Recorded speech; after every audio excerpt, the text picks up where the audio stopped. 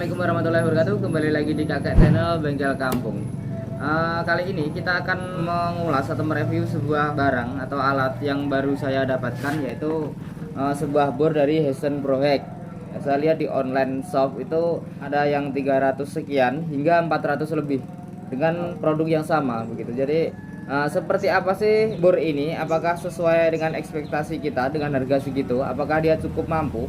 Kita lihat dari segi performanya saja. Ini 2900 rpm dengan mata kepala bor itu 13 mm dengan daya 500 watt menggunakan tegangan 220 volt.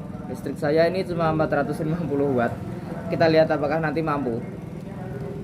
Nanti kita juga akan coba, tapi sebelumnya kita lihat dulu isi di dalamnya. Dari sini sih terlihat banyak sekali yang disertakan di dalamnya. Apakah isinya sama? Oke, dari bungkusnya ini ada tulisan drill handle, measuring tape, cutter, mount stone 5 piece, visor 1 pak, concrete drill bit 5 piece, steel drill bit 5 piece, wood drill bit 5 piece, screwdriver, pensil, ada spare partnya, carbon brush atau brostel, ada gloves, sarung tangan. Semua ini seharusnya ada semuanya. Kita langsung buka saja. Oke. Pertama terlihat di sini penguncinya. Ini seperti ini ya. Jadi terlihat kokoh, tidak mudah lepas, Untuk bahannya ini juga cukup baik sepertinya. Oke, begini saja ya. Kita langsung buka. Oke, nah seperti ini. Memang benar ini ada sarung tangan.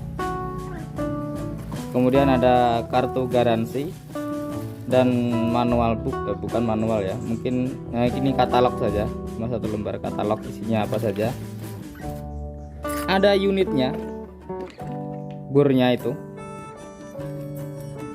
seperti ini. Terlihat di sini gripnya ini karet ya, jadi enak. Ini karet enak. Kemudian triggernya ini ada setelannya seperti biasa. Jadi kalau kita arahkan ke sini, dia ini untuk mengukur seberapa dalam kita bisa menekan. Jadi misalkan kita mau pelan-pelan saja, kita bisa atur. Di sini ada kodenya, ada tulisannya. Kemudian ini untuk memilih ke kiri atau ke kanan. Kemudian di sini ini untuk ngetok. Jadi kalau untuk buat ngebor tembok atau ngebor beton, kita yang begini ya, kalau nggak salah begini. Kemudian di sini dia ngebor biasa. Ini 13 mm. Kemudian ada penguncinya, tentu saja biasanya dikaitkan di sini. Ini untuk mengunci. Oke, dari penampilannya sih cukup oke. Cukup mantap. Kita lihat ada apa lagi. Ada cutter, cuma tidak ada isi ulangnya. Jadi sepertinya ini lebih untuk ke tukang ya, tukang kayu atau tukang batu. Ini handle-nya. Handle itu bisa kita pasang begini. Oke, bisa kita atur begini maupun begini, itu terserah kita. Ini untuk membantu kita agar saat kita ngebor atau melakukan sesuatu yang lain itu bisa lebih kuat begitu. Kalau cuma begini kan kurang kuat, bisa goyang. Kita lihat lagi ada obeng min. Nggak ada obeng plus ya, obeng min saja. Ini nggak bisa diputar, nggak bisa dibolak-balik, cuma obeng min saja. Kemudian ada ini meteran 2 meter, pensil. Kemudian ini mata bor untuk besi atau untuk baja. Kemudian ini itu tadi yang namanya visor ya, visor atau apa namanya, saya kurang hafal. Kemudian silika itu untuk anti karat saja. Kemudian ini carbon brush untuk cadangan saja. Kemudian yang sebelah sini, ini tadi mata untuk besi. Kemudian ini mata untuk kayu, sepertinya bahannya cukup bagus. Kemudian ini untuk gerinda, untuk moles atau semacamnya bisa juga digunakan. Yang ini mata untuk beton ya, ada 5 piece juga. Kita nanti akan coba seperlunya ya. Kalau sebelah sini kelihatannya cukup bagus, tapi yang sebelah sini tidak terlalu kelihatan. apakah ini bagus. Kita coba sobek. Nah, belum bisa memastikan. Kita coba saja nanti ya. Jadi dari kebanyakan ini sepertinya memang untuk tukang-tukang kayu atau batu. Kalau untuk bengkel seperti saya, bengkel motor ya, itu paling yang terpakai ini atau mungkin yang ini. Kalau untuk yang ini jelas sangat jarang dipakai atau bahkan tidak dipakai sama sekali. Ini nanti untuk ngebor-ngebor apalah, untuk beton jarang dipakai juga. Oh ya, ada yang satu nyelip di sini. Nah, ini pengukur kedalaman untuk ngebor ya. Jadi cara pakainya seperti ini. Ini kita pasang dulu. Boleh begini, boleh begini, terserah suka-suka yang pakai. Kemudian kita pasangkan di sini. Nah, ini ada giginya. Kemudian kita mau ngukur berapa, setinggi berapa begitu. Kita tinggal kunci di sini. Jadi tidak lebih. Oke ya, kita coba saja langsung. Nah, kalau di bengkel motor seperti bengkel saya ini, untuk penggunaan bor ini sebenarnya bukan cuma untuk ngebor ya. Ngebor itu cuma salah satu di antaranya. Tetapi memang pada dasarnya karena namanya bor ya untuk ngebor gitu kan. Tetapi bisa juga kita kadang-kadang gunakan untuk skir klep, untuk membersihkan sesuatu, untuk potong-potong biar lurus. Seperti apa caranya nanti juga akan saya kasih tunjuk. Seperti saya bilang tadi, listrik saya itu cuma 450 watt ya. Sedangkan untuk alatnya sendiri ini 500 watt. Kita lihat tadi sudah saya coba ya, ternyata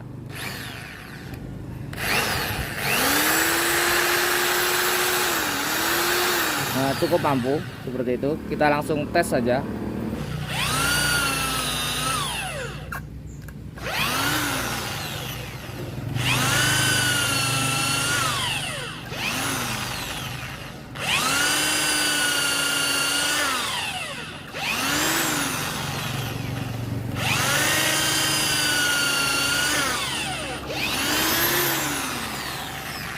Sangat mudah sekali, sangat enak sekali digunakan. Terlihat ujungnya juga tajam untuk yang ini. Tapi tadi ada satu ujung yang patah, padahal belum saya gunakan. Nah, ini sepertinya patah ya. Karena yang lain saya lihat lancip. Apa memang modelnya begini? Tapi sepertinya memang ini patah.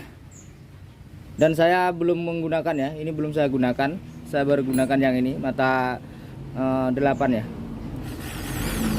Oke, untuk bor kayu nilainya bagus. Sekarang kita coba untuk media yang lain. Kita mungkin akan gunakan besi atau baja. Nah, ini saya adanya gear bekas, kita gunakan ini saja. Nah, untuk ngebor besi itu harus dikasih titik dulu ya biar lebih gampang.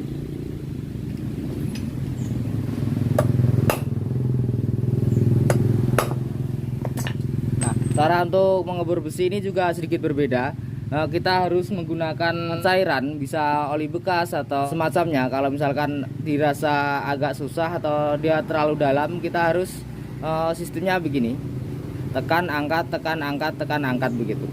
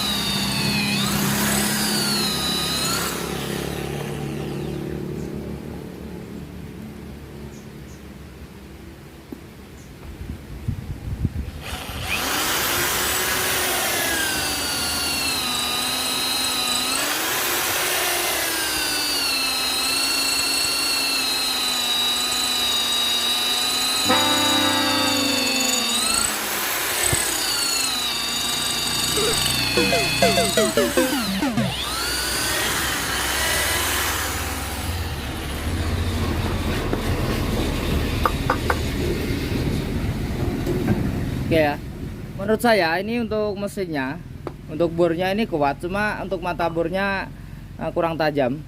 Jadi bahannya ini kurang bagus. Dari awal saya memang kurang yakin. Kita coba pakai mata bor saya. Oke, ini mata bor saya ya. Ini yang tadi sudah kita gunakan.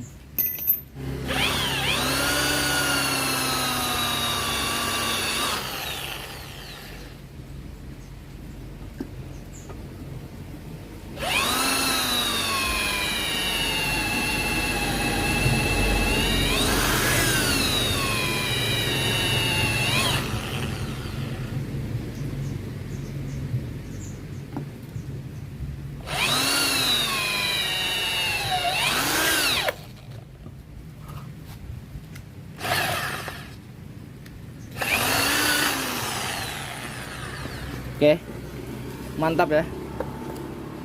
Gampang. Kalau mata bor saya ini sebenarnya masih termasuk biasa saja, tapi dengan menggunakan yang ini, dengan bor Histon ini sudah cukup kuat untuk ini. Kita coba yang lebih tebal lagi, saya masih penasaran. Sebenarnya sih nggak lebih tebal, cuma lebih keras saja. Ini bahannya lebih baja, bajanya lebih keras, punya Sunstar.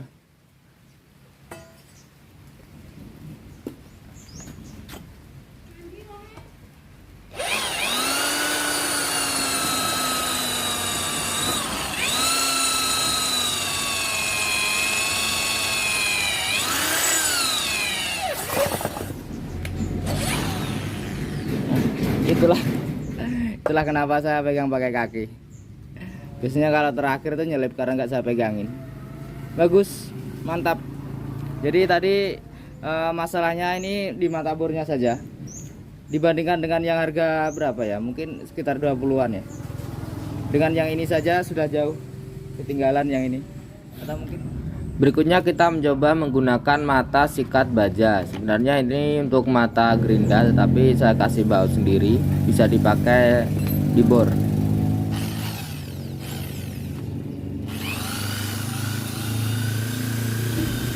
Sebenarnya ini bukan untuk poles, tetapi untuk membersihkan saja, karena banyak kerak-kerak yang membandel.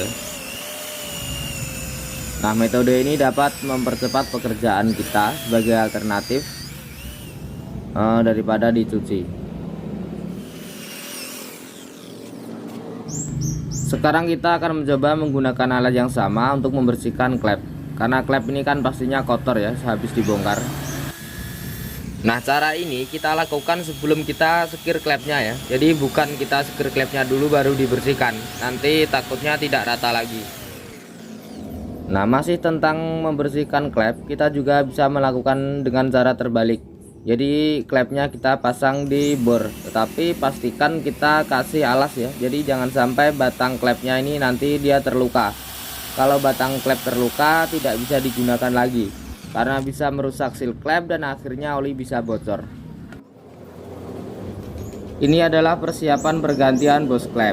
Karena bos klep penggantinya ini sedikit lebih panjang, maka harus dipotong dan ujungnya pun disesuaikan. Termasuk juga menyesuaikan diameter bos klep dengan bos klep yang lama. Kita coba merapikan sisa pekerjaan perbaikan red busi, karena tadi habis dilas aluminium dengan menggunakan mata gerinda bawaan Histon Pro Hedge ini. Tetapi sayangnya mata gerindanya ini kurang keras, yang habis malah mata gerindanya. Bahkan mata gerinda mini saya saja lebih keras daripada itu. Ini bisa dipakai.